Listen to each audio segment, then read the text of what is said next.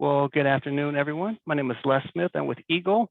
Welcome to the next session here on the future of the infrastructure above and below transportation, water, and internet access. Many of you have been through our webinars this week, so just a quick reminder of our housekeeping for you.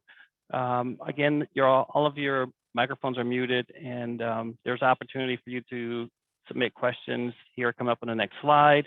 I also want to let you know that the webinar is being recorded, and we will be sharing the webinar recording link with you probably by tomorrow morning. So stay tuned for that. You can check back in the Whova app for that.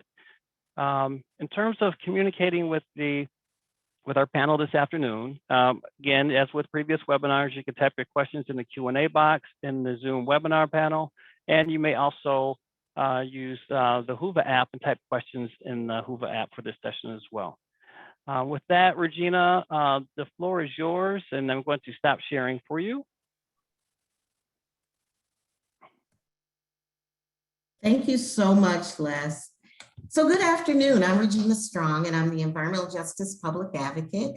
And hopefully many of you have been in some of our previous sessions. We've had a great several sessions. This is our last formal session. We have a final closeout session with White House Chair of the Climate Equity Council, who will be part of our next session. So hopefully you'll join us.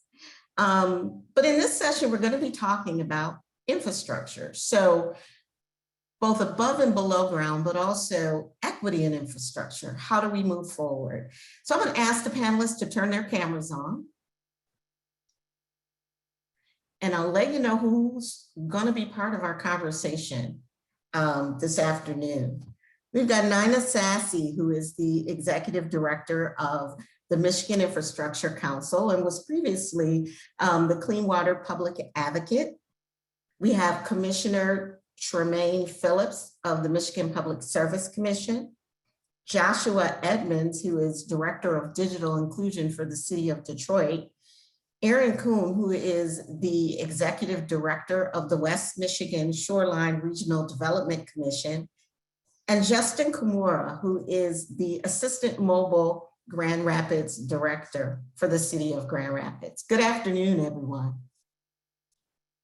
So we're going to start out letting folks give a brief presentation, and then we're going to go back and ask some questions. So looks like, Aaron, I'm starting with you to try to give an overview of the work of the Infrastructure Council and how we're looking at all of kind of the big picture of infrastructure from your perspective.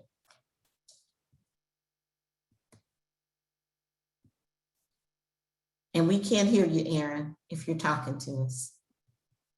You're still on mute.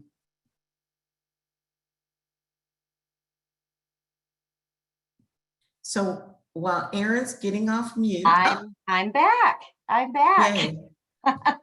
Sorry about that. No, it's okay. It happens. It's happened several times today too. So no worries. I'm not the only one. I seem to always struggle with technology. So I just want to thank everybody for joining us today. My name is Erin Kuhn. I am, as Regina said, the Executive Director of the West Michigan Shoreline Regional Development Commission. I also am a governor appointee and voting member of the Michigan Infrastructure Council, and I am currently president of the Michigan Association of Regions. I'm here today to talk to you about the Michigan Infrastructure Council and what we're doing and why it is so important to environmental justice and equity within our state. Infrastructure really has a huge impact on the quality of life and the public health. And we want to make sure that our infrastructure is protecting that. And our communities really could struggle from an economic development standpoint if they don't have good, solid, reliable infrastructure. And having that good, solid, reliable infrastructure also helps to protect the natural environment that we all value so much here in the state of Michigan. In 2018, the Michigan Infrastructure Council was formed. We have 5 main goals in what we want to do and what we are focusing our work around. You can see that in the picture. It's educate, coordinate, prioritize, collaborate, and then invest. Really to make sure that we're putting the money, the very limited money and resources we have to maintain our infrastructure where it will have the biggest bang for its buck. And as part of the Michigan Infrastructure Council, we have 4 main priorities that we are working on right now. One is the Asset Management Champion Program. We currently have 81 individuals from around the state. And it's a variety of individuals from state employees to asset owners, from communities, elected officials, going through a really deep dive on what is asset management and how can we incorporate that into best practices on how we manage our infrastructure. The reason we are doing this and why we are so unique in doing this in the state of Michigan is nowhere else in the country are they taking such a holistic view of infrastructure across assets on a statewide scale. So educating and building that culture of asset management is a wonderful way, and projects that we're working on right now. Another initiative is the Dig Once project portal, and that's a GIS platform that allows infrastructure owners to put in their capital improvement schedules over a extended period of time, up to about 10 years. And wherever there is in a certain area, multiple projects happening at the same time or within a few years of each other, we can see that, and those asset owners can see that, and have an opportunity to collaborate on projects to, one, save inconvenience on the community members, and then also save money on the project by having a road open at one time and working on multiple assets, whether it's private or public. And then Sorry, Erin. Yes. I'm sorry to interrupt. Are you sharing slides right now? I am sharing slides. Do you not see my screen? Yeah, we're not seeing. Sorry. Okay. Well, I'm almost done, so Okay. it's okay. The asset management readiness scale is a tool that communities can use that help them understand asset management and how to incorporate that from 5 different competency areas. And it's a tool that can be used year after year and built upon. And it's also a consistent way to look at how we manage our assets, again, across assets within a community, and we'll have consistency from community to community and across assets. And then finally, we're in the process, or beginning the process, of developing a 30-year infrastructure strategy for the state of Michigan. And with that, I am done and can pass it along to back to Regina. Thank you so much, Erin, and we didn't miss the slides at all. So thank you so much for just giving us that kind of grounding in what's happening at the state level from that broad infrastructure lens. Nina, I know you are new to your leadership role at the council, but you've spent a lot of time working on one aspect of infrastructure, which is water. So I am going to, are we seeing your slides, Nina? Okay. Yes, perfect. I'm going to pass over to you to talk more broadly about the Infrastructure Council and anything you want to add from the water perspective as well. Thanks for that, Regina. So yes, I'm new as the executive director of the Michigan Infrastructure Council, but prior to that, I had the opportunity to really work with community water supplies and community members across the state. So I'm going to be integrating both of those things into my presentation. I'm going to touch on this right now, but I know that Erin did such a great job of going through what the MIC has been up to. I want to just start with, again, the emphasis on the 30-year integrated infrastructure strategy and why that's so important. So as you think about all the presenters that we have here on the call, touching on all the different sectors that are involved in transportation, communication, energy, water, it's really about making sure that all of these interfaces are talking so that we're effectively utilizing the resources that we have. And so really this model just gives you an overview of how important that strategy involved in asset management is and how it's really about upstream prevention to support public health, environmental health, and economic prosperity. So it really helps us have sustainable communities. But now I'd like to take a step back and say, well, let's apply our, it's not in presentation mode, there we go. Let's apply our equity lens. So we know that some communities are able to do this long-term strategy planning and step into asset management. They have the tools ready, they have the staffing. But what about our communities that are underserved or small? What can we do to make them whole? They may have the physical assets, they may have limited finances, aging infrastructure, maybe even diminished capacity when it comes to staffing, just because they couldn't, just limitations there because of so many different factors. What can we do to make them whole? And that's why I really want us to really think about, again, that equity lens. We have all of these tools at our disposal, and we know that there's going to be a lot of funding when it comes to infrastructure. But what can we do now to make sure, again, we're able to stretch that dollar and making sure that we're doing meaningful investments that are going to lead us into a greater future? So that's where I like to talk about one of the projects that I worked on when I was Clean Water Public Advocate, the Clean Water Public Advocate, sorry about that. So I worked with the Mott Foundation and the Michigan Municipal League to just really think about what can we do to support communities. We know that one of the barriers is applying for water infrastructure funding. So what can we do to fill that gap? So that's where we thought about a shared solution, really having two water navigators that come into communities and help support and add capacity to those communities. And so we have a water operations strategic planning coordinator that would work with the water operator and city to really determine what are those short-term needs, intermediate and long-term. We know, again, I stressed in our most vulnerable populations and communities, they have immediate needs. So what can we do, again, to make sure that we're applying funding and we're addressing those needs, but we also have our long-term view in mind. And then we have a grant writer that would follow up with that and help the community in terms of applying for federal and state funding. So really helping to fill that gap so that small communities that are really reliant on outsourcing this and hiring private consultants can use their limited resources for other things.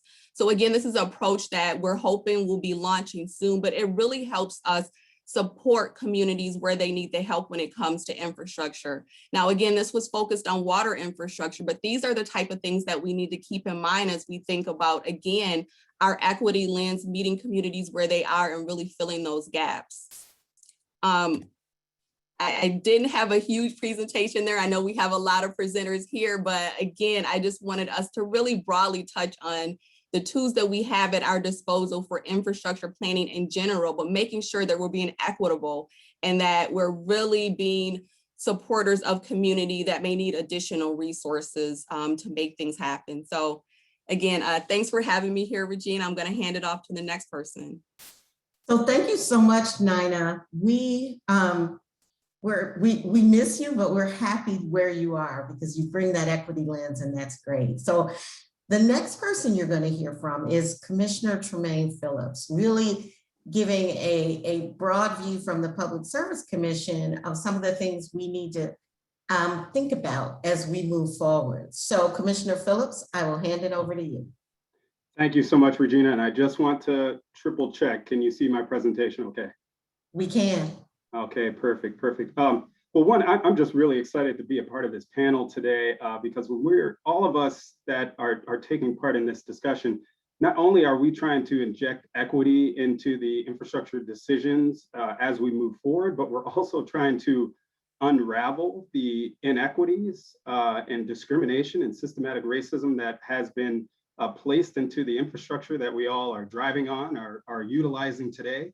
And it's just so powerful that these decisions that we make, infrastructure, these are decades, centuries, sometimes millennia long decisions. And so we're going to need groups that look like this panel in order to really unravel that history of inequality that is embedded and baked into our infrastructure.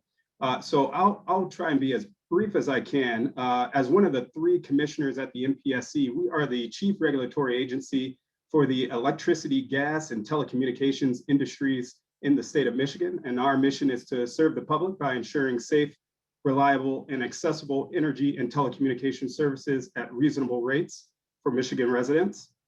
One peculiar thing is that as we discuss telecommunication services, and I'm going to be talking a lot about broadband here today, we actually do not directly regulate broadband.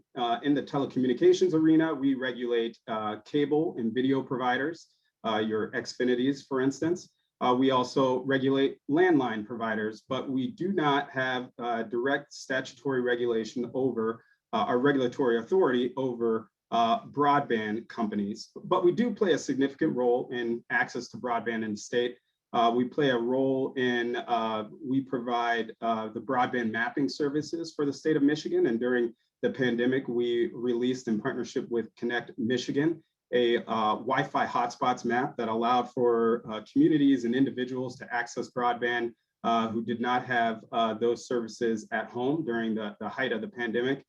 We also approve licenses and other requirements for broadband providers to receive federal funds related to broadband infrastructure. So again, though we do not regulate the industry, we do have a significant role here.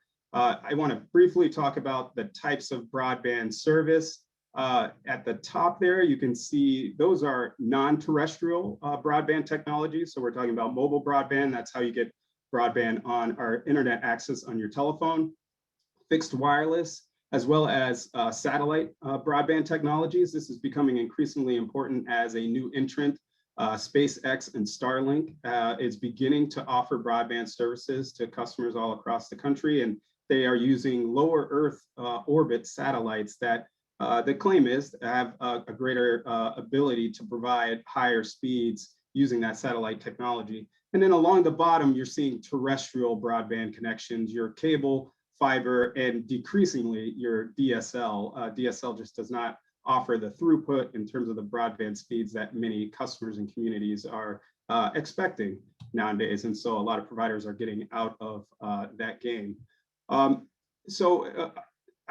don't have to talk about this slide all that much because we all experienced over the last year and are continuing to experience the importance of broadband services in regards to remote working, telemedicine, distance learning as well. One area that folks may not be as attuned to is the importance of internet connectivity in agriculture. As we look at precision agriculture and look at ways that farmers are increasing yields and increasing productivity on their farmland, broadband technology is becoming kind of a critical component to allowing for that to take place. And that's going to only be increasingly important as climate change places more pressures on rural communities and on farmers as well.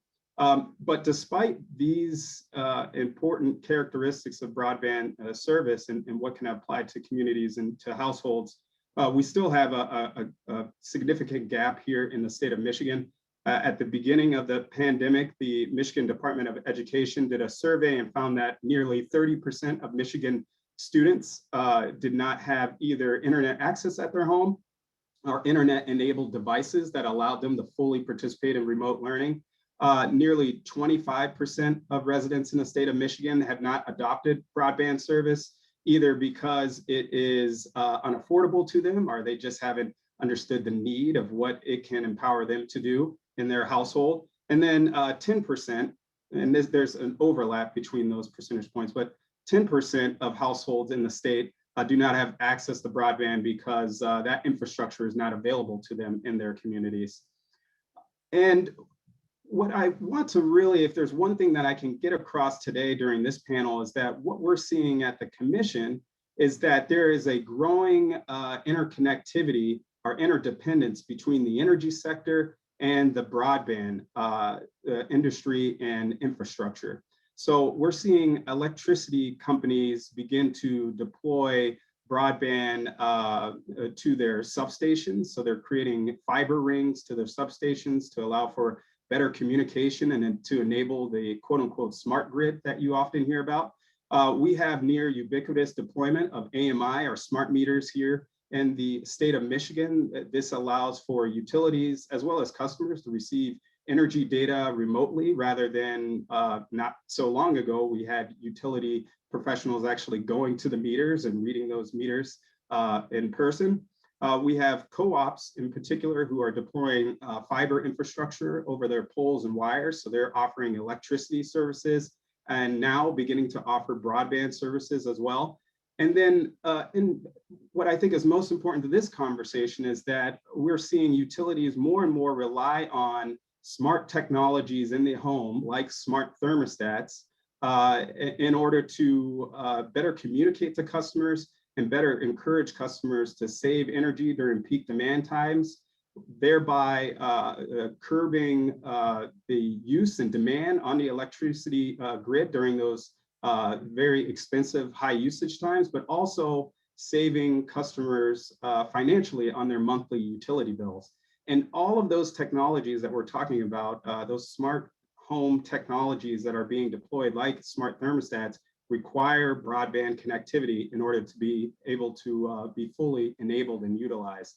So just this last slide, there's a lot of noise here, but the one message I want to get through is that this is Consumers Energy's capacity resource plan that they have going forward into 2030 and 2040. So what they intend to provide in their service territory in terms of electricity capacity going forward.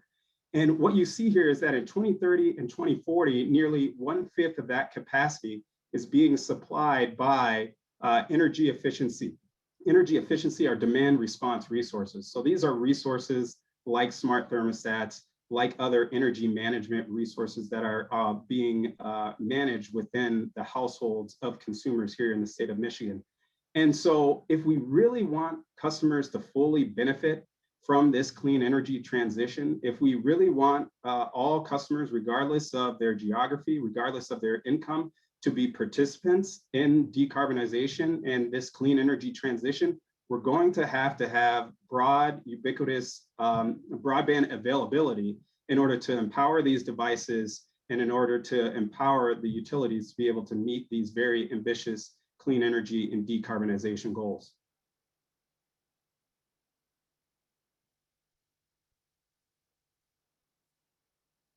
That's all I have. Thank you.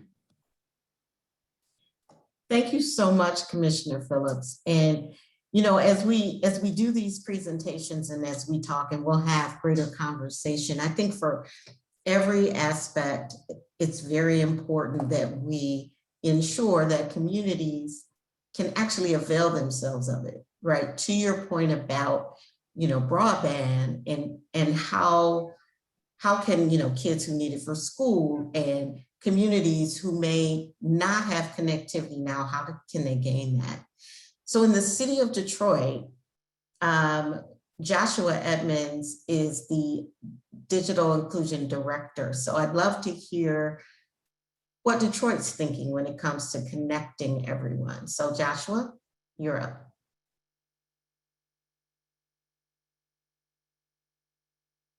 Wonderful. Can you all see my screen? We can. Beautiful. All right. So again, Joshua Edmonds, Director of Digital Inclusion at the City of Detroit. Following Commissioner Phillips, he took pretty much half or 3/4 of my talking point. So I'm not going to ramble whatsoever. I have 2 slides. Want to get that through to you all. And I also want to thank all the other panelists for the incredible insight, as well as everyone viewing. That's my email, edmondsj@detroitmi.gov. I'm going to be talking at a very high level. I don't think we're going to have enough time to really get into the nuance that I'm using, but please, if you're interested on how this conversation manifests specifically around internet access at the municipal and local level, would really love to have that conversation more, because I think there's a real unique opportunity for us to be thinking a bit more collaboratively and thinking a bit more post-pandemic what Michigan communities deserve as it relates to this conversation. And so really what I want to do is get you all a framework that I'm kind of using to frame the conversation. So as we look at digital access, oftentimes when that's used, access is really delving into the infrastructure piece, specifically as it relates to broadband. And then you get into like these larger conversations that permeated much more recently as it relates to digital inclusion. That's that emphasis on the access piece, plus the device piece, such as, a computer that, whatever you need, and some form of training. So how that would manifest would be oftentimes we'll see interventions. I mean, heck, a library is this in the best way to look at it. If you want to look at a digitally inclusive community or on a microcosmic scale, your library is already doing those functions. The reason why you see that line in between is because I think that, when we start having the conversation around digital equity, there's a slight shift in understanding. So we're still focusing on infrastructure. We're still focusing on devices. We're still focusing on getting people the training that they need. But community is the piece that we really want to delve and tap into. And so what I'm saying community here, I'm meaning an ecosystem. I'm meaning that there are nuanced needs that as we look at training, as we look at devices, as we look at infrastructure, we're using a very strong community-rooted framework there. So how does that manifest? So Commissioner Phillips had mentioned, during the more aggressive stages of the pandemic, specifically the case of youth who didn't have access to devices, didn't have access to the internet, and our interventions really had to find ways to connect students to the internet, get them devices that they need, provide the appropriate level of training and support that would honor the investments that we made. The reason why community manifests nicely in this example, though, is we in Detroit had deployed over 50,000 devices and internet packages to residents last year. It's no secret the role poverty plays in exacerbating the digital divide. We see that across the state and across the nation. And so we knew that we had to be very robust and bold in our interventions. But one of the things that came up that I would like you all to think about a bit more, when we did that massive deployment, I mean, we took a moment to high five each other and say, wow, job well done. Until someone said, yeah, you all did all that, but a lot of these people are living in households where, quite frankly, there's 4 to 5 or 6 people in this, and everyone's trying to connect to the internet at once. And everyone, and we didn't unfortunately put earphones within like the packages we were giving out. So as all these kids were getting connected, we had very noisy homes, which then we had to like look at thinking, well, how do we then fundraise for headphones and earphones?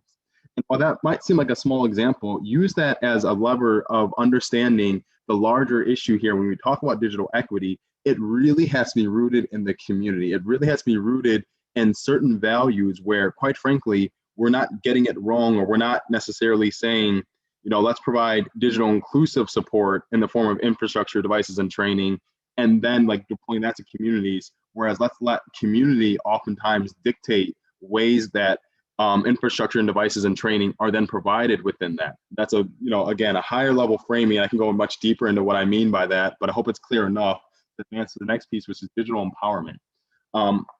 It's still the same thing on infrastructure, still the same thing on devices, training, and community, but now it's on ownership. I think that if you were to look at specifically the Michigan Telecommunications Act, if you were to look at other legislation as relates to telecommunications in Michigan, how then does this framework then work to say that do we have a digitally accessible Michigan? Do we have a digitally inclusive Michigan? Do we have a digitally equitable Michigan? Or do we have a digitally empowered Michigan? And quite frankly, it's not an either or. There might be elements, but realistically, the question that we're really starting to see down on the ground is what structure, if we're looking at these recovery dollars, we're looking at coming out of this pandemic, how do we need to be thinking about what do we want when we began looking at internet access? What does that look like for Detroit? What does that look like for the rest of the state? The reason why you see that question mark on that last box is because, quite frankly, technology exists on the bleeding edge.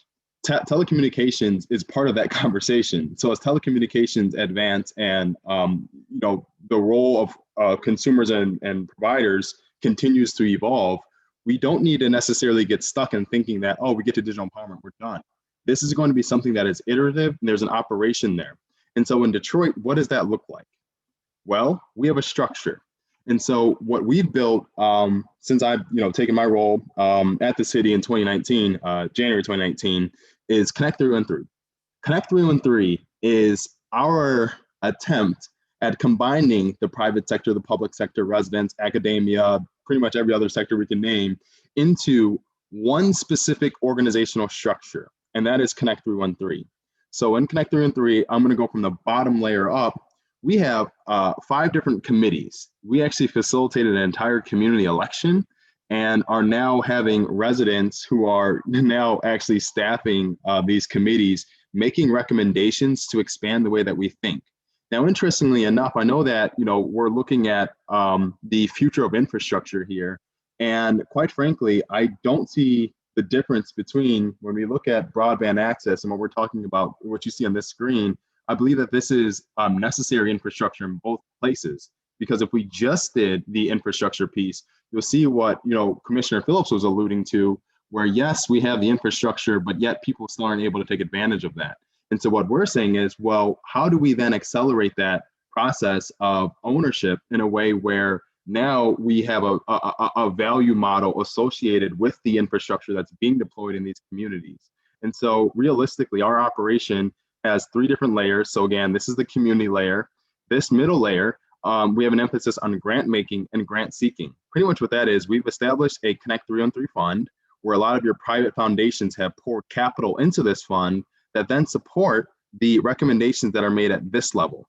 In addition, we have a grant seeking operation. So for any federal, state, or national restrictive grant, we actually have an operation where we are essentially applying for that grant funding. So how this looked in action.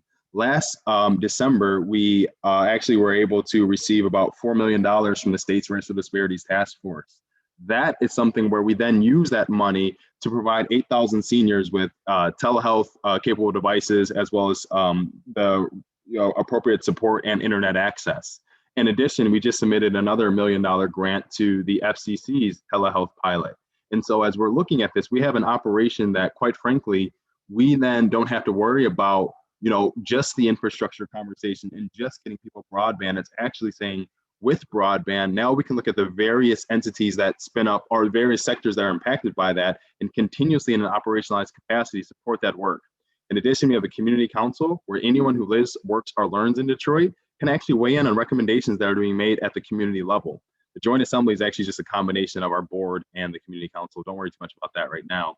But our board, the last piece I'm going to talk about is our board, because on that board, we have the CEO of Quicken Loans. We have the senior vice president from Microsoft.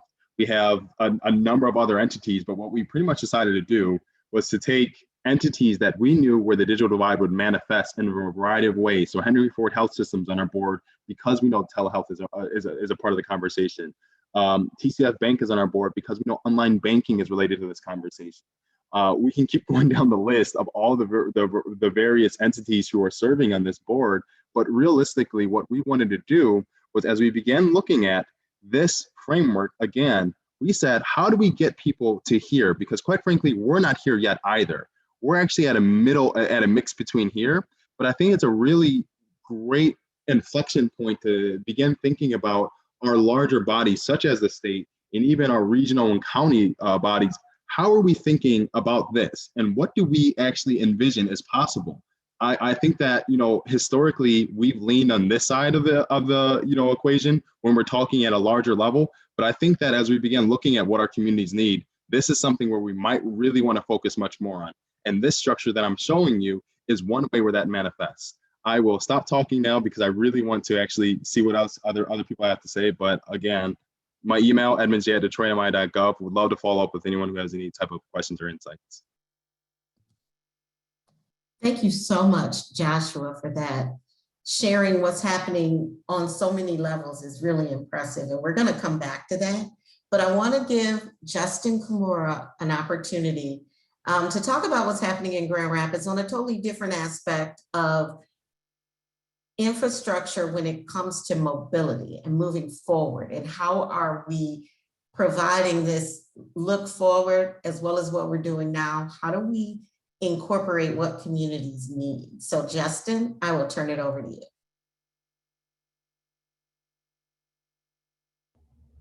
All right, can everybody see my screen okay? Yes. All right, so good afternoon. It's great to be included in today's panel. And like Regina stated, we're going to shift gears a little bit here. And I hope to share some information about how we've taken an intentional and focused approach to including equity in our mobility programs here in Grand Rapids. So I'd like to start with a quick overview of our department. We're a combination of the city's legacy parking services and traffic safety departments, and now serve as the city's consolidated transportation and mobility department. Our department operates 35 parking lots and ramps and manages more than 3,000 on-street parking spaces. We conduct parking enforcement operations. We manage a downtown area shuttle bus. We maintain more than 200 city-owned traffic signals, as well as an additional 500 signals owned by MDOT, Kent County, and surrounding cities and townships. We maintain more than 35,000 traffic and street signs, and we develop transportation and mobility policies and conduct multimodal traffic engineering assessments, designs, and improvements. So in short, we provide safe, efficient, and equitable mobility options to ensure our residents and visitors have better ways to access jobs, services, and amenities. As I mentioned, we've taken a very intentional and focused and targeted approach to ensuring all of our services are provided in an equitable manner. Equity is the central pillar of our city's strategic plan. And I would say rather than being a single driver, equity is woven throughout all we do. Last year, we released an equitable economic development and mobility strategic plan. It recognizes the need for a broad commitment to equity and highlights that economic development and mobility are closely linked. In recent years, Grand Rapids has become one of the fastest growing cities in the Midwest, but not all Grand Rapids residents have benefited from this prosperity. Neighborhoods of color see less investment, have lower incomes, and have less access to safe and affordable mobility options. We are committed to changing that trend, and I'd like to share some examples of where we're taking a proactive approach to ensuring our initiatives are improving mobility safety and accessibility for all residents.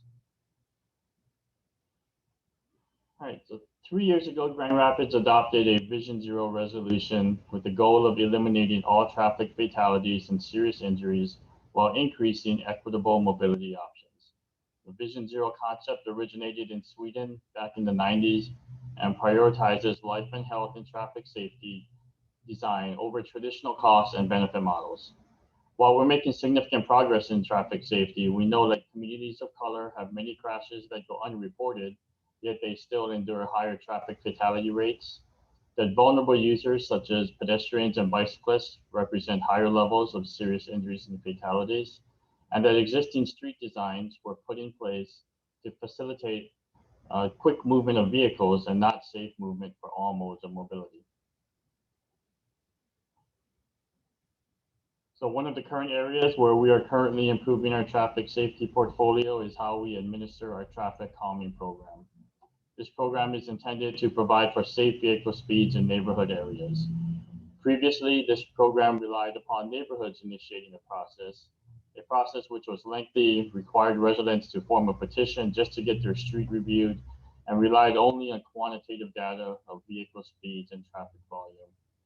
We're currently changing this program. My team is implementing a new process which takes a proactive look at the city as a whole and identifies areas which are potentially unsafe. Our new process also includes a more human-centric review of rather than just relying on data. We now look at how pedestrians and bicyclists are traveling and how we can improve their route.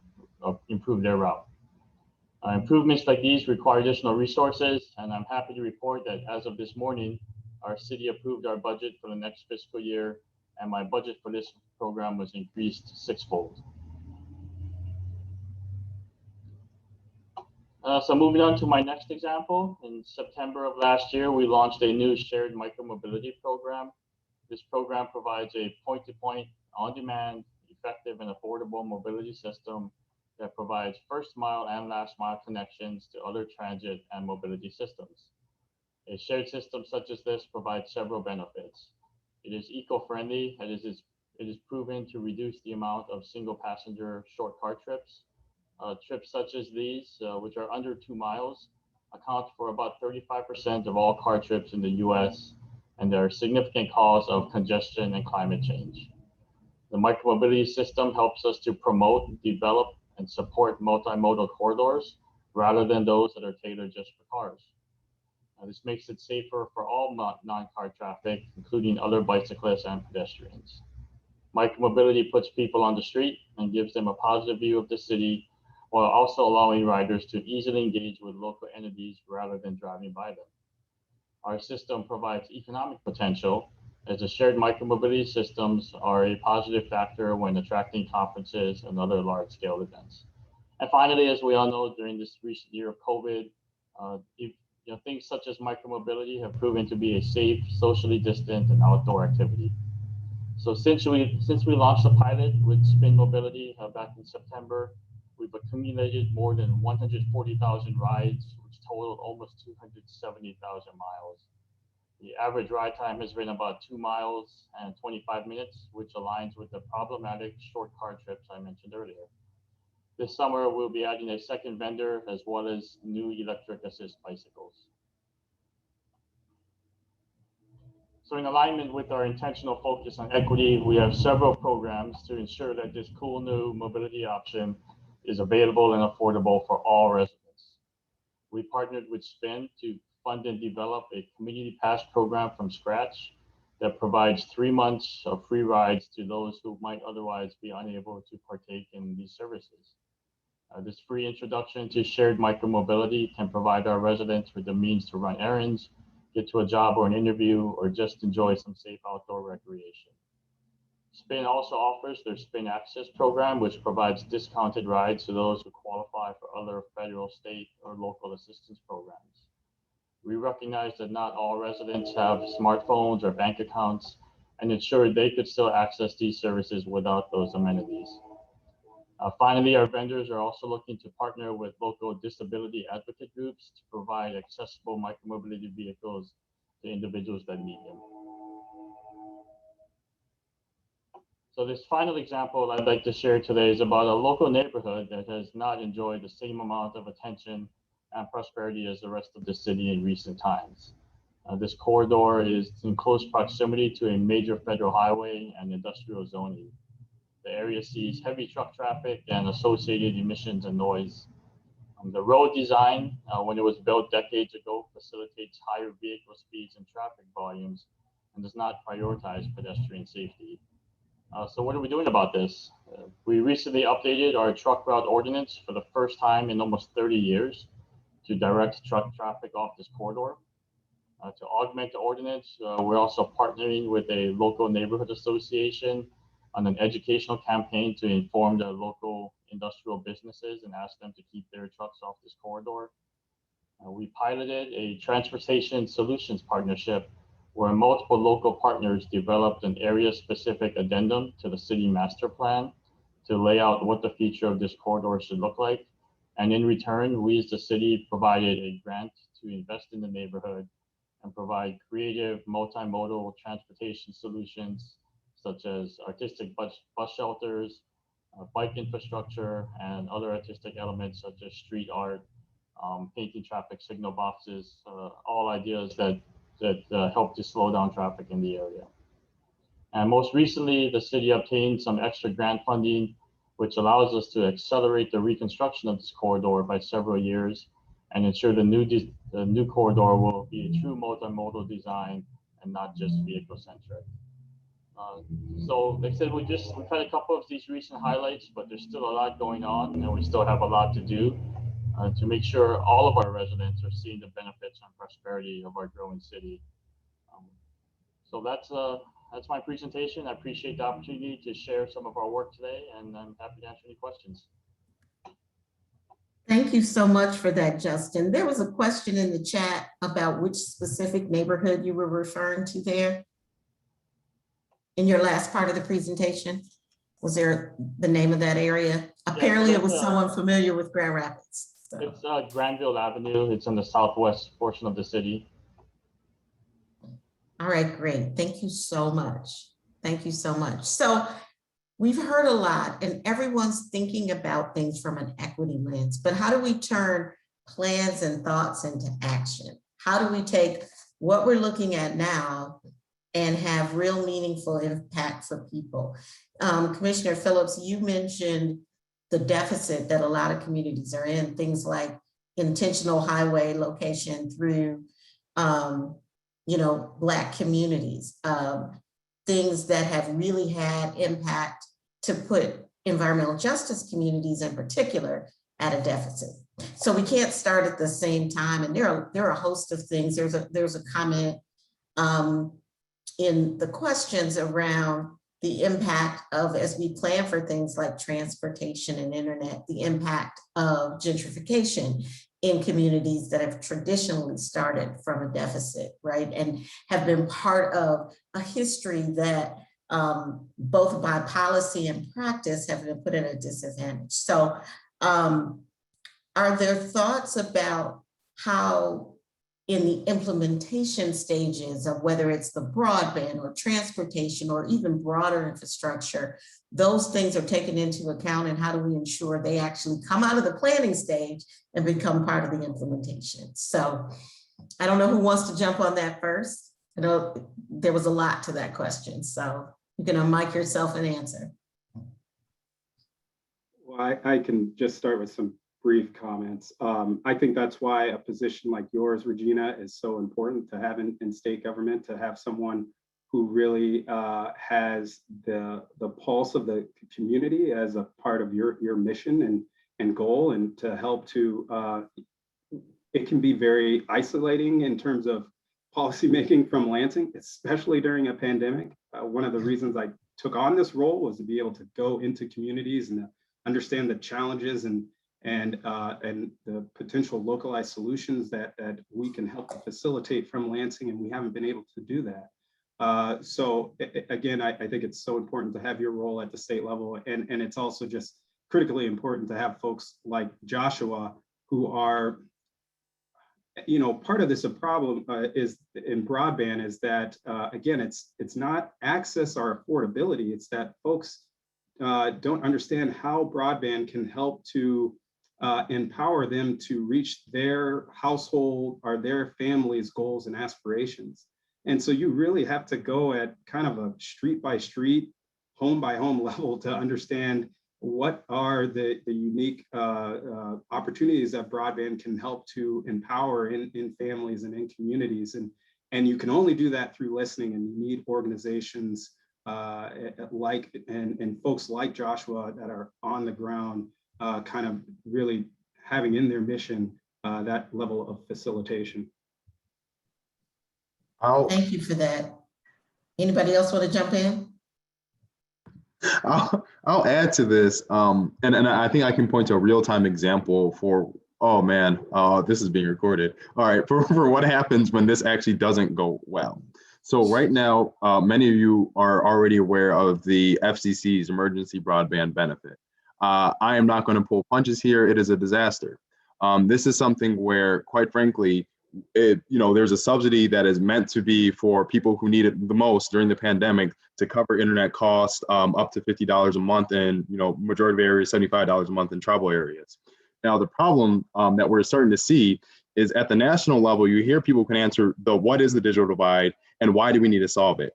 But the how has been the missing ingredient here. And that is manifest in a way of saying, well, any resident can essentially enroll in this program. But the enrollment process has been so messy that, we've seen that wait times on the FCC side of 75 minutes on average for people trying to call to get information. In addition, the site crashing.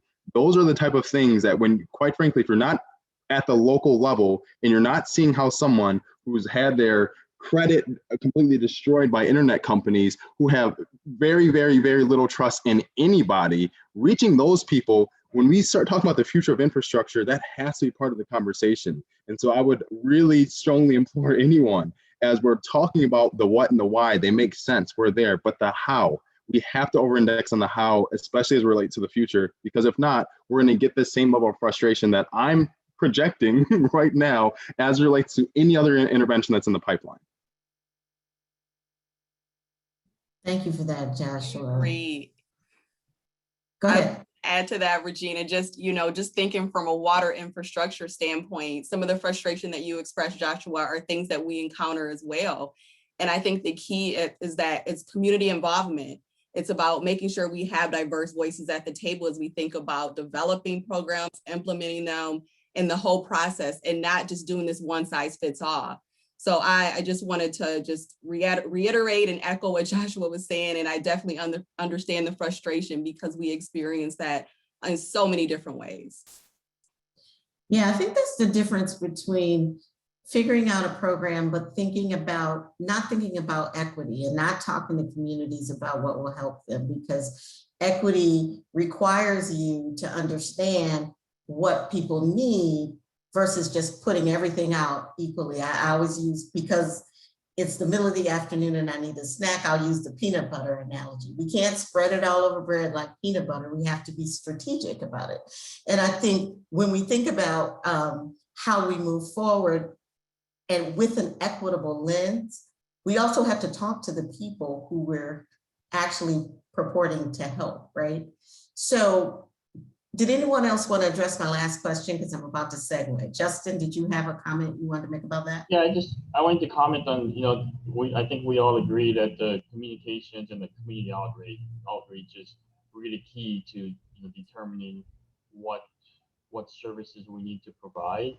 But we need to be aware and of this spiral we put ourselves in, because in today's day and age, whenever we want to get that kind of input, we ask people to fill out a survey, and that survey is at X website, and now the people that we need to hear from don't even have access to fill out the survey, so we're putting them in a losing position from the beginning. So I want to highlight, like, one thing we're doing here is, that strategic plan I mentioned really highlighted that need for equitable communications as well. So we've contracted with a local marketing firm, and what I'm asking them to do is not to just do the normal public affairs work, but I need a toolbox that I can carry on for several years that shows me how to communicate both in digital and non-digital forums to make sure we get the input from everybody. You touch on a really important point. It's not that the information isn't out there, but how do you avail yourself of the information? We've unfortunately gotten to the point where so much is pushed out online that if you don't know where to find it, or you don't have access to it, how do you pull it down? How do you know what's available? Oftentimes there are disconnects between like funds that are available or other things, and they'll say nobody applied, but nobody could get to the information. So I think we have to be very intentional about how we communicate. And in a lot of ways, we have to go old school, right? We have to go to the communities where they are.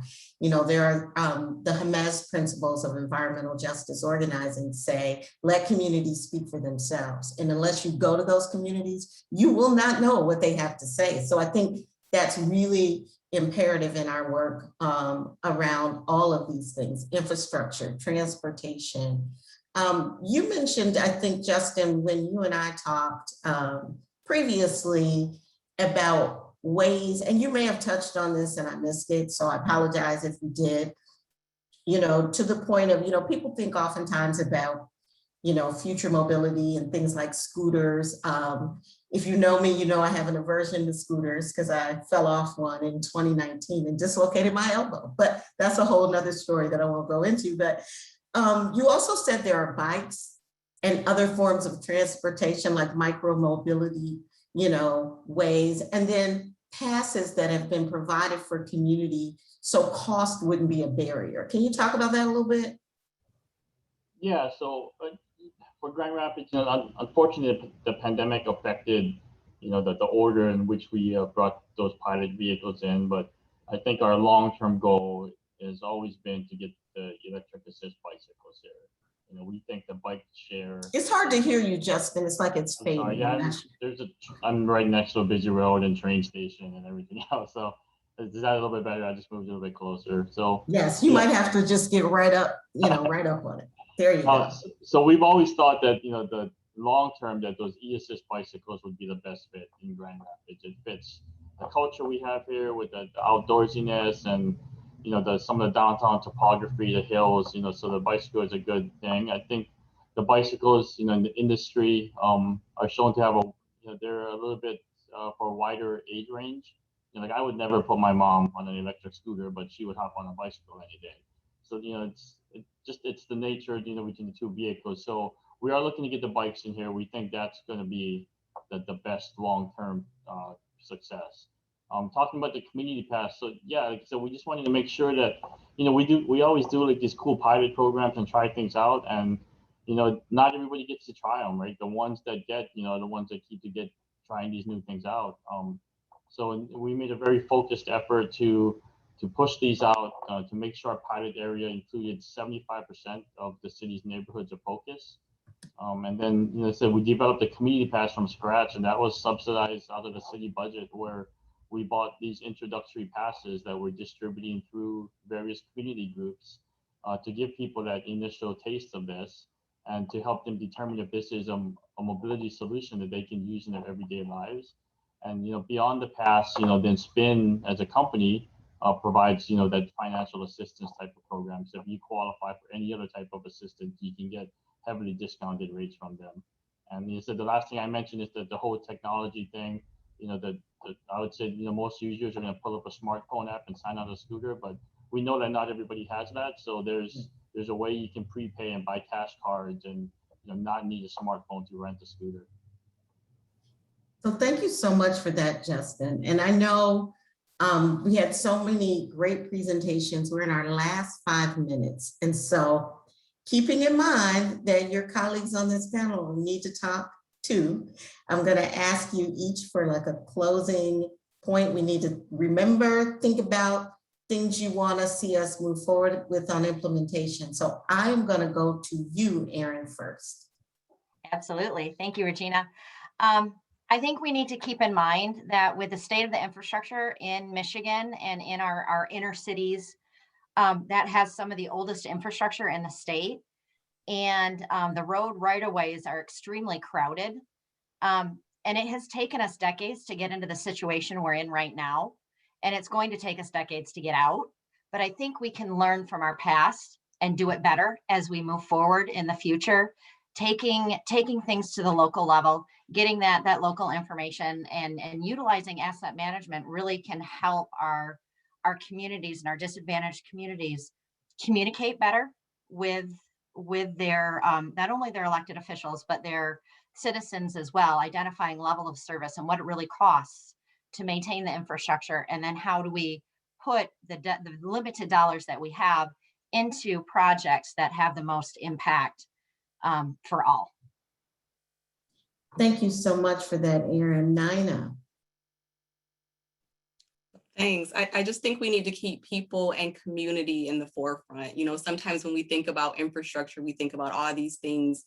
They're just, abstract things like roads and bridges and water pipes, but they impact community, they impact people, they impact our day-to-day life, our health outcomes for years to come. So it's really about keeping people at the center of what we're doing and applying that equity lens at every point, making sure that we're creating true room for engagement, making sure that, again, we're meeting people where they are. And that's why I was really excited listening to Justin and Joshua about the efforts that they were doing and really bringing it to community, really making sure that you get them more involved, because what I hate is the term of empowering community. I think, again, you don't need to empower community. You need to create real space to get feedback from community. And I'm very excited for the work that everyone in this panel is doing and looking forward to next steps.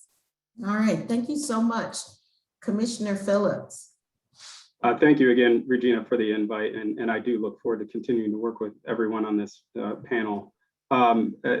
The one thing I'll just end with is that addressing the digital divide is key to maximizing the availability of technologies and resources that are helping to drive the decarbonization of our energy sector. And broadband connectivity is critical to ensuring that all customers, again, regardless of their income or geography, have the opportunity to not only benefit from the clean energy transition, but also take part in the rapid transformation of our energy system.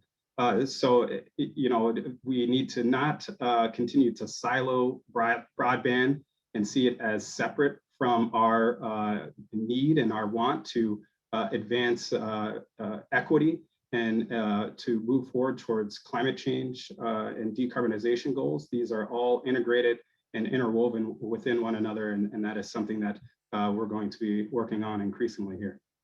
Thank you so much, Commissioner. And Joshua, you get the last word.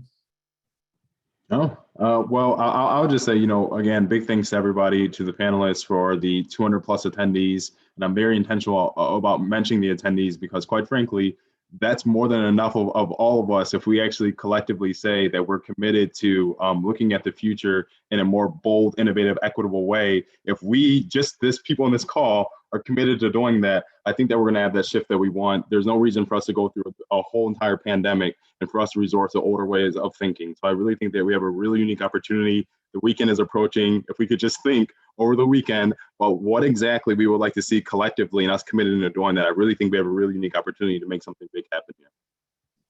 Thank you so much. And thank you to all of you. This was a great conversation. I think we could go on and solve all the world's problems. Well, maybe not all the world's problems, but at least figure out a path forward on equity. So thank you so much.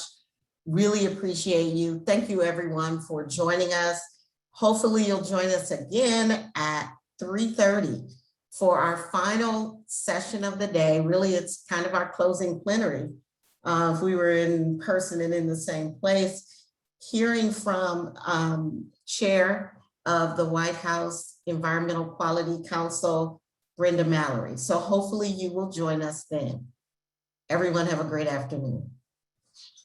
Thank you.